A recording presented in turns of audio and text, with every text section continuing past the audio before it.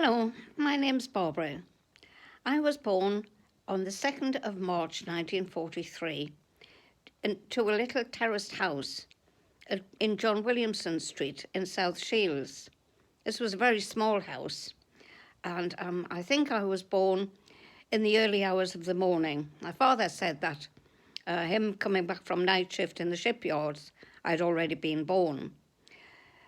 Our little house was just a terraced house with 2 bedrooms, a living room and a kitchen. The big bedroom was my mum and dad's, and the little bedroom, which was off the living room, was shared by my brother Gerald and I. The kitchen was down one step from the living room, and all that had was a kitchen sink. There was no hot water, and I think it had a bench, if I remember rightly. The living room had a huge, or I thought huge, big black-leaded stove fire there. You had the fire in the grate, and then next to it a big oven with a small oven underneath of it. And that's where my mother used to cook our meals. She made beautiful cakes and scones and whatever have you on that, and that worked well. There was no bathroom.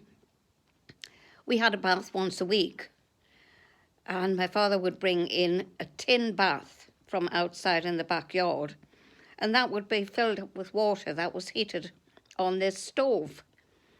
We weren't allowed very much water because it was during the war, and you were only allowed 12 inches because you had to conserve everything during the war.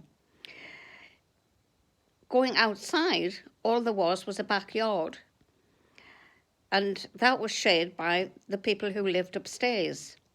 In the backyard, there was 2 coal houses, one for upstairs and one for downstairs, and the obligatory outside loo. I remember going in there and being terrified of spiders. Later on in the war, there was another building that was put up in the shipyard, in the backyard, and that was the Anderson shelter, and you were supposed to go in there when the bombs dropped.